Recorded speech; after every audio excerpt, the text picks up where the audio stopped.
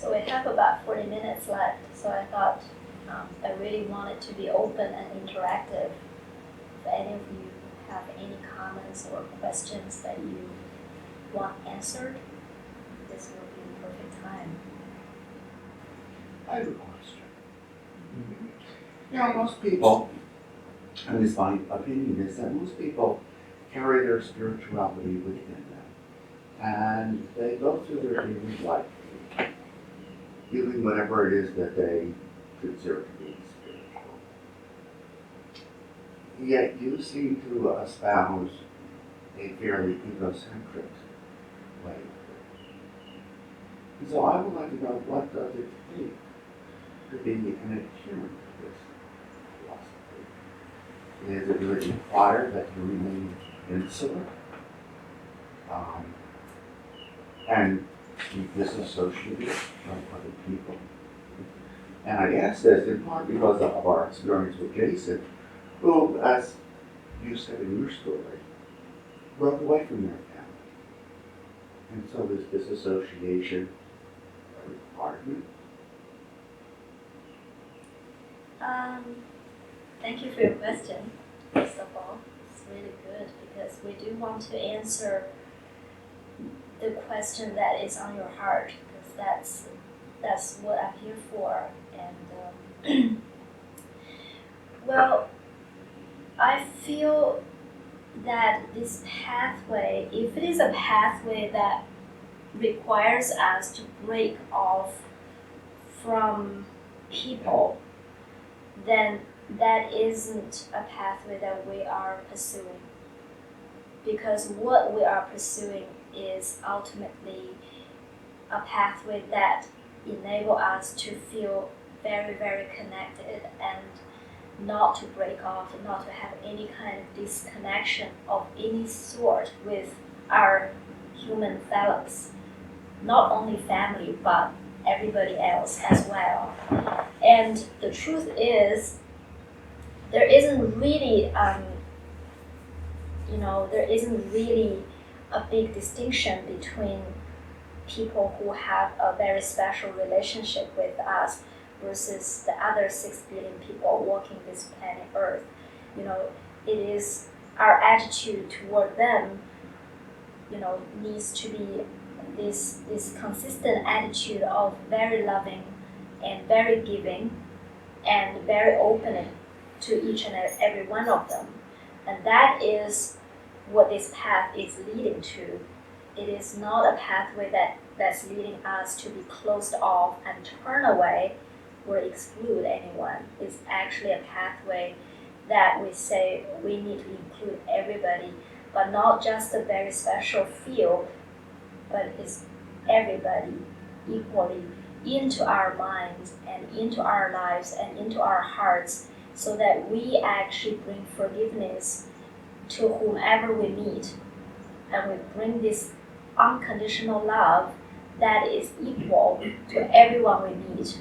And so it is a journey of extending from a very close group of relationships or people that we feel very special around or with, to a very big, extensive scale.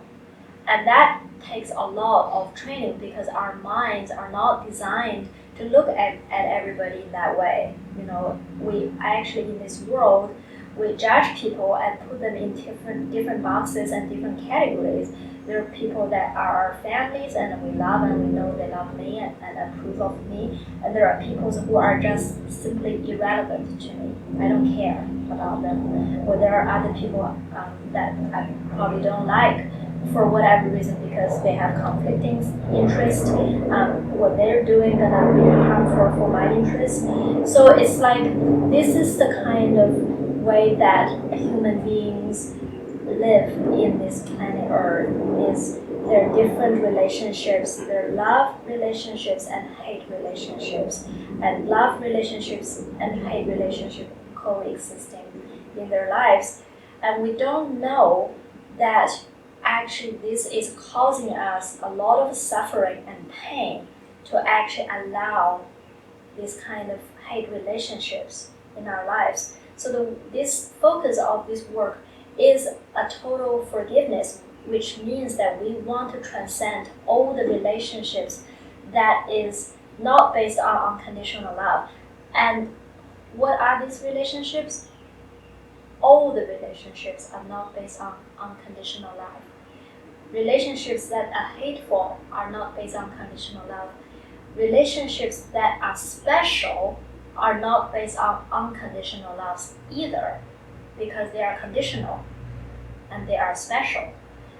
And with that kind of special love, there comes betrayal and there comes hate.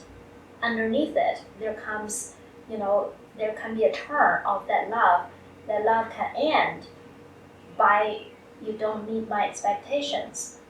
And we don't really realize this kind of condition is not really natural for us, because we are created as the Son of God, as the extension of love. And what is really natural for us is to extend this love unconditionally to everybody. And this is exactly what this pathway is training this mind to do. Start to be open. Let's start to allow all the people that seems irrelevant into our lives, that is brought by the Holy Spirit in this moment. They may not be the family members, but let's not push them away just because they are irrelevant.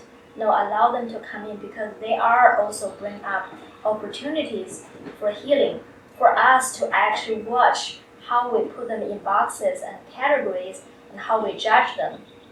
So this is really the work, the way that we come together. We all come from very different walks of life, and a lot of times people will say we're not gonna, if we knew we're gonna end up with these people, that's not gonna be our own choice.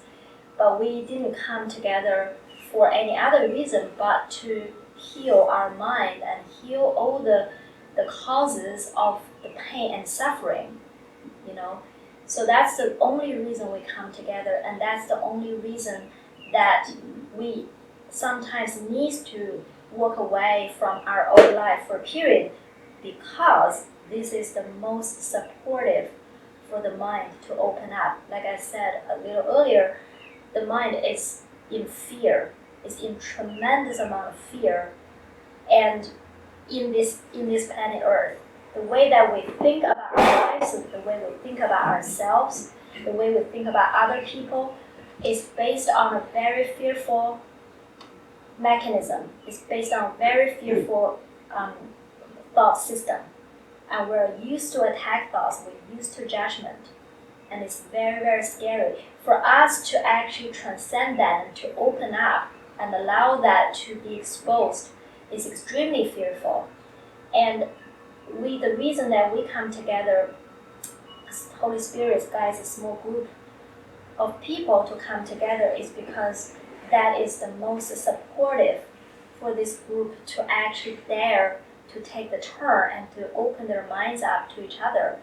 And then that's not the end. That is definitely not the end. The end is the Spirit will say, now shine your light and send this love to everyone walking this planet Earth. You have to extend. So this is only a beginning. This is not a lifelong, or this is not the end. We say we turn away. No, we are not turning away from anything, but we're going toward something that is very, very helpful for a much, much beneficial purpose in life, that is called forgiveness, and it's called to get in touch with this guilt and this fear that we're sitting on all the time. But most of us here really did miss Jason when he left. It was very different for somebody in the family just to leave and have very little communication. It's not something we're used to, and it's not something that we were happy about at the time. Mm-hmm. Yeah. Well, I think also the thing is, I actually hear that right now you have a lot of communication with JP. Yes, I do. Yeah, so it in a way, whatever that happened, that JP or myself or a lot of people in our community was called to do was to really give our devotion and our focus to our work and start to practice communication and also start to see that people who seems to not agree with our path are not really outside of our minds either. So that is also a big training for us to really start to face the seeming disagreement from external world, and then to train us to actually get in touch within our mind where we still have doubt thoughts, where we still have fear, and we still have judgment about our own path and about ourselves in the end. So that takes a lot of time and takes a lot of focus and work. And once the confidence is developed, the certainty is developed, then it is time for us to actually be able to share this with a lot of clarity, and to be able to, I know that JP definitely does it and share with you, and you actually said the quality of the talks and the quality of your joining is much, much deeper now. Yes. Yeah.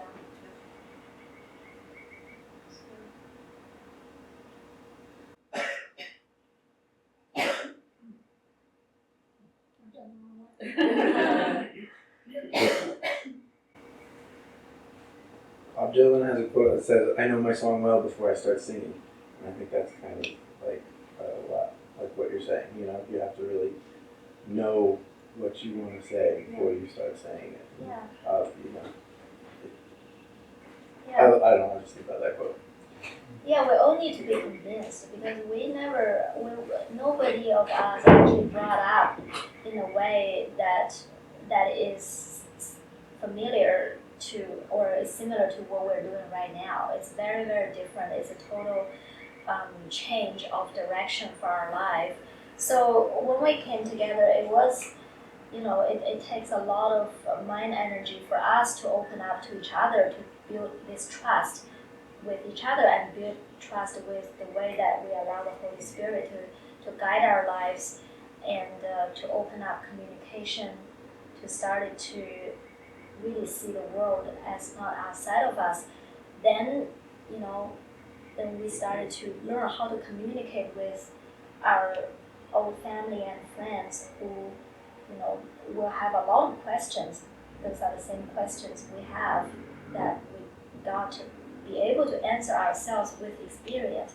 We're not really able to convince you guys with just words. There's no way. So we need to embrace it, and we actually need to become what we're saying.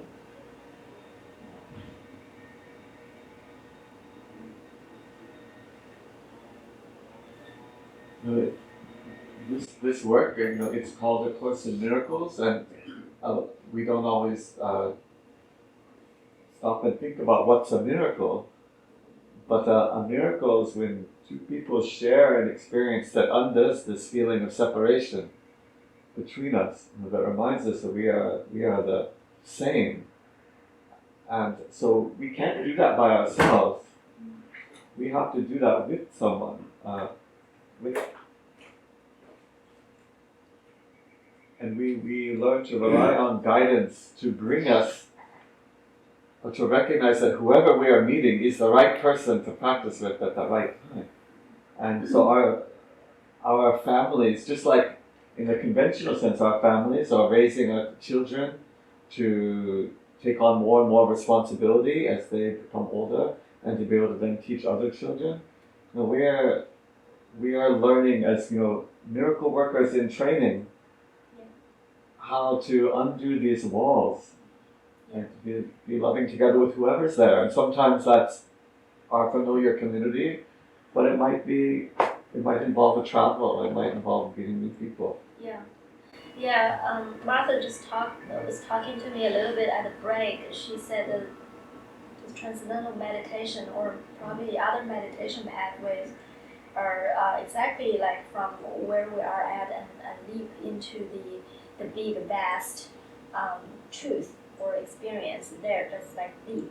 And of course, it's taking a little bit a different approach. It's basically saying that it's not a pathway of prolonged meditation, even though meditation is involved or might be involved, but it is a pathway through relationships, actually. And because this is the foundation of it, the reason that you can achieve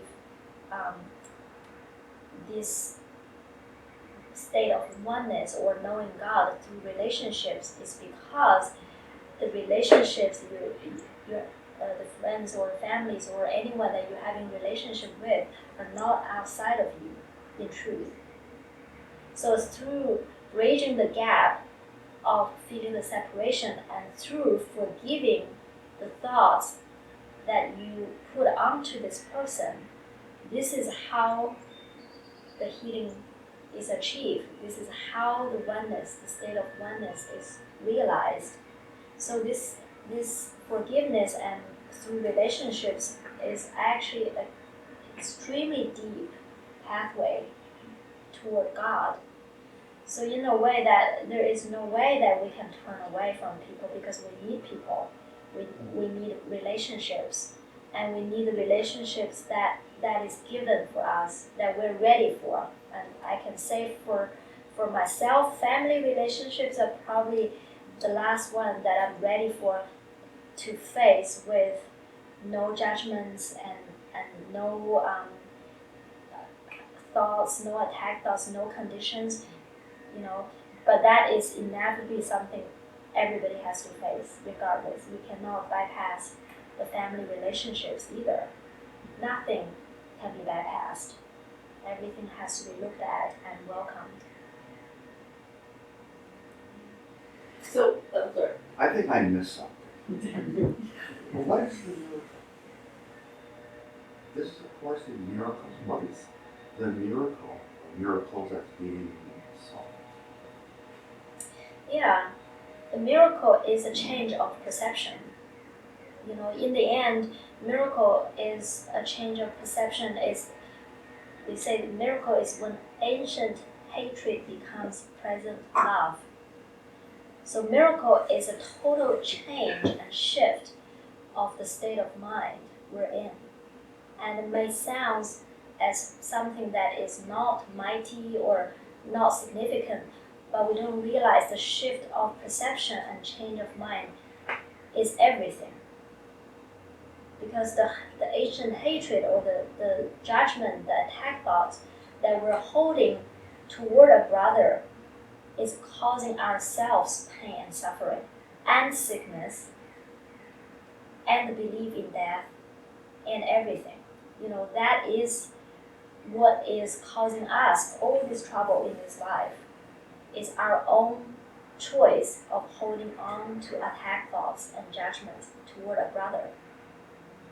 So miracle is when we withdraw these attack thoughts or judgments toward a brother and see a brother as innocent and complete and whole, then we become lifted up because we actually lay aside the attack that is coming this way. We think it's going that way. We don't know the effect is always coming this way. So that is a way of healing ourselves is by forgiving our brothers and sisters. Amen. I'm very sensitive to gender specific. Yeah. And then in the end, that is bring about miracles when we forgive. So we see everything as, healed and forgiven, and our brothers are innocent, and then the experience becomes a present love experience. That is a miracle. Are you saying that in your childhood, as you look back, that you experienced no unconditional love either coming towards you that you felt and you didn't feel forgiveness, you didn't have those experiences. Because you're saying that the hardest relationships for you to be ready for are those people in your family. And to be ready for is to be ready to forgive and to be ready to live unconditionally and to receive unconditional love. And I mean, I experienced that in my life without the Course in Miracles. So my question is are you saying you didn't have that? No, I didn't have that. I didn't because it was clear that I didn't have that. Why? Because when unconditional love means unconditional. And when my mom, for example, didn't approve me of anything, I didn't experience love in that moment. What I experienced was the opposite, was frustration, was fear, was resentment, was blame.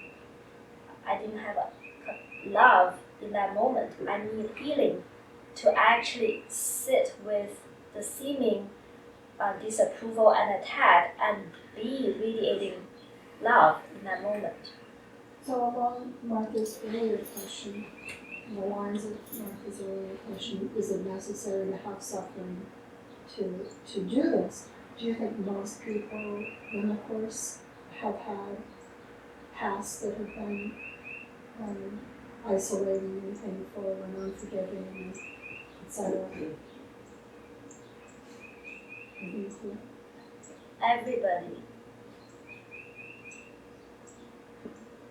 Everybody. Everybody in the Course or No. everybody in this Everybody world? in this world.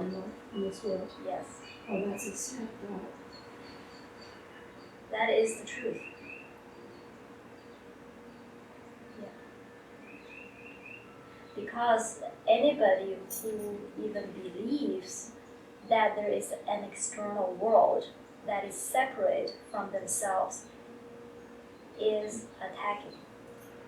That itself is an attack thought. Without that attack thoughts, they wouldn't even seem to perceive a world external to themselves. So that's not a sad thought, it's actually how everything happens. It's because there is a belief in separation, which is an attack thought in the first place toward God, that made this whole world even happen right now. And people becomes the representative of the target of the attack.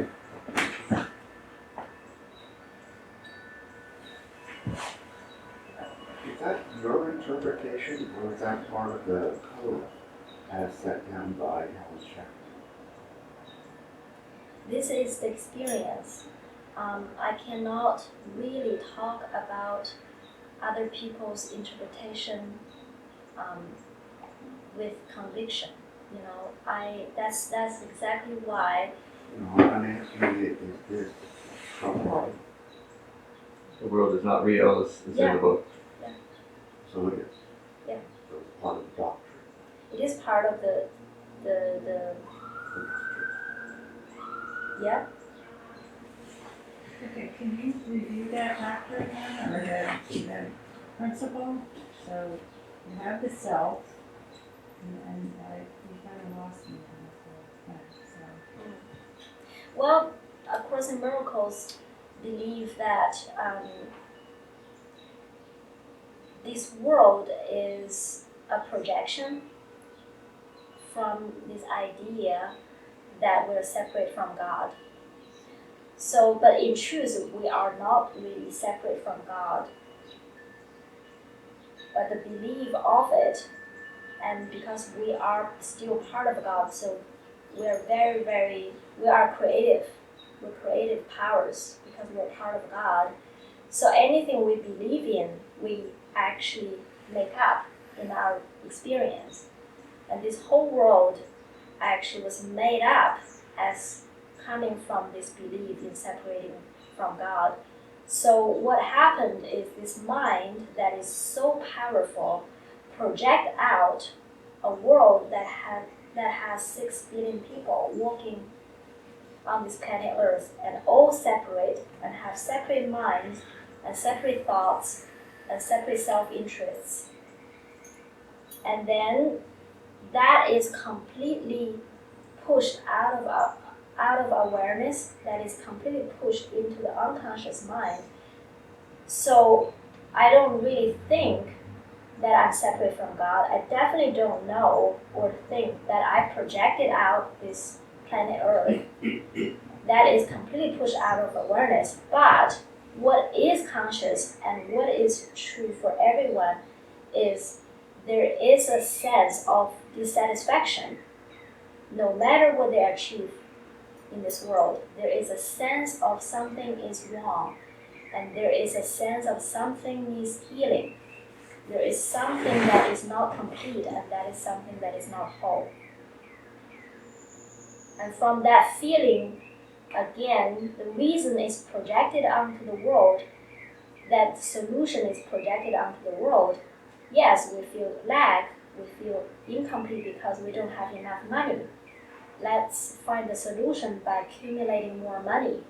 Yes, I must feel incomplete because I don't have a perfect partner. Let's go find a perfect soulmate. Yes, it's because I had a childhood trauma. My parents didn't treat me well.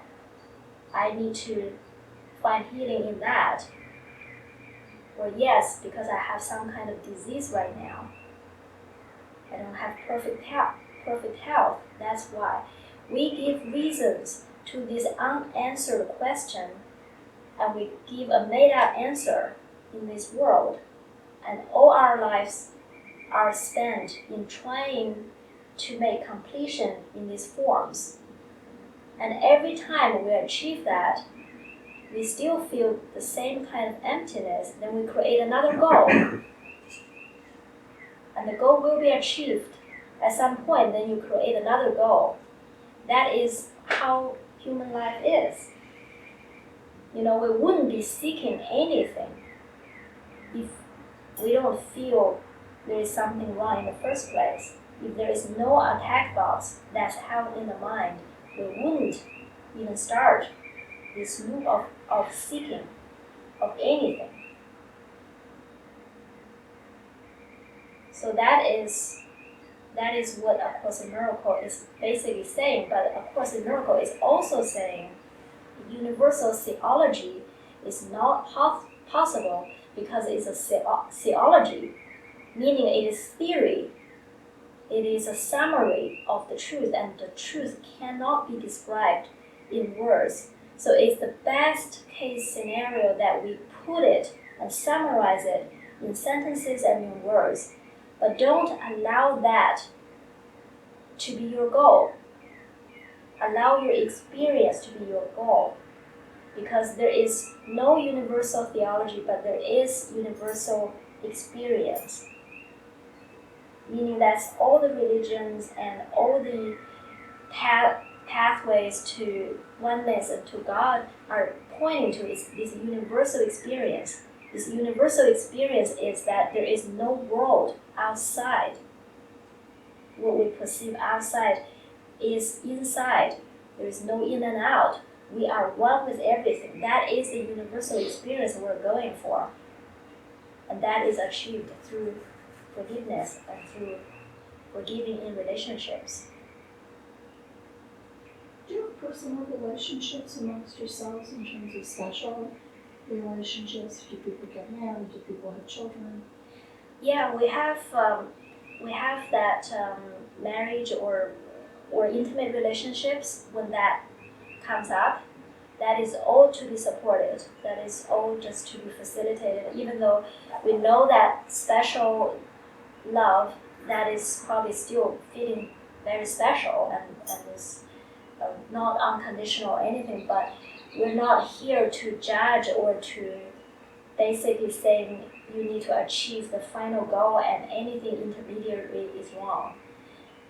Rather, we're actually saying, okay, this is where we're at, and these two people are actually feeling very drawn to each other, and we want to support that relationship. But the difference is that this relationship is going to be for the purpose of healing. So two people come together in a relationship, intimate relationship in our community, and the purpose of that is for healing. What does that mean? That means this relationship is gonna be in the hands of the Holy Spirit, and this relationship is gonna be used for two people to actually really learn how to open up and be transparent to each other. And they don't hold private thoughts with each other. They don't people please each other. They don't manage each other's emotions. They don't do things to make sure the other person is okay. We actually use the relationship to explore, what attack thoughts and what private thoughts and secret we have, and what are our preferences, and what things that still needs to heal, and then we allow the Spirit to guide us in the relationship. But it's very much part of our community too. Yeah. So it And doesn't yet they seem all don't try that to different. please one another. Yeah.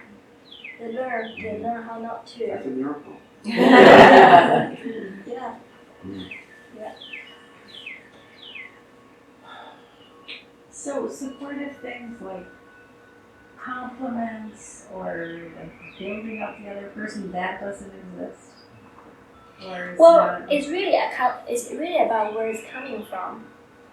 For example, with JP, I can't help but talking how amazing he is all the time. I just can't help it because I feel it, and it feels like to me just natural. I want to do it. It lifts me up, but it doesn't come from fear of consequence.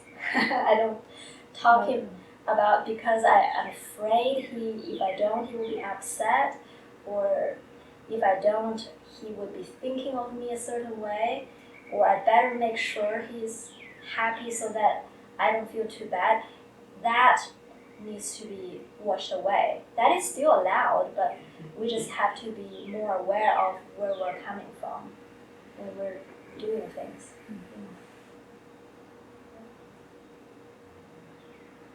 The most organized religion have a place of worship or retreats. So obviously, there's more to your community than the group that runs the organization. Do people meet once a week? Do people have community centers that they go to for support and guidance? You mean people who don't live in the community? I'm assuming that it's more than just that group. I mean, people come to the retreat to learn something and then they go back home. Yeah, we have right now we have a live streaming program that is live probably 3 days a week for people to tune in live, and then at the same time, a lot of the gatherings, like today's gathering, is recorded, and then we make it available for people who really want to just connect and to constantly want to be part of just this community and part of this way of thinking. So yeah, so you guys all contribute to that. That's very, very helpful. I bet this gathering is going to be very helpful for a lot of people. Also, I mean, like I know in my community, I just asked around, and there's a group that studies Course in Miracles in town over well and join in. So I think you're just one group of people using the text. Am I correct? Yeah, we are one group of many, many, many thousands of groups around the world. I used to have a group in Sydney before I came to the community, but my group was more like a meet once a week, 2 hours a week, that's it. And our group is more like a 24/7 live-in experience. So I bet for people who are interested, I'm just guessing, I bet it just probably neighboring towns, if you really There are asked all them. around here. Yeah, there are probably people who are reading the book and you can go back. Might have been my experience. Yeah. It's really also just good to tune into our recordings that we have, we put online, all the free recordings and gatherings and live streaming. If you want to tune in, you don't even have to introduce yourself, you just listen in. That's very easy for anyone who wants to become part of it. Is there like a standard practice when you, like Cindy, mentioned when you gather together to worship or pray or meditate, whatever it is you choose to do? Is there like different traditions have actual practices that help you get in touch with that God that is in you. So in our community, it's more like a 24/7 kind of practice, and the form is very much guided by the Spirit, so we can't say there's a very consistent form or ritual. We actually don't really have any ritual. The only thing that I can say is our expression sessions, which is to practice no private thoughts. So every day, actually, after a half day of working on projects, everybody come together at lunch to hold space for each other and share what rises up emotionally in that moment, and everybody else hold the space and practicing watching their own reactions. They're not really there to jump to fix this person. Oh, poor you, I know the solution to your question. No, everybody needs to pull back and watch their own reaction or their own judgment. So everybody's mind watching in that way. But what it does is to give the person who's sharing a tremendous amount of space and support in that silence, and they feel very safe to open up. And what normally happens is when they share the surfacing thoughts and perceptions, they actually realize that's not really their upsets. So that just evaporates, and then deeper things come up, and deeper things come up. Yeah. So it's 5 o'clock. It seems like pretty quick. So I thank you for your participation, and I really thank you for your questions. That not only helps me to explain things, but also I think it's going to really benefit a lot of people who eventually will be listening to this recording as well, because your question is not just your question, it's so representative of a lot of people's questions. So it's really, really helpful. So I'm very, very grateful for your involvement. Thank you, Francis.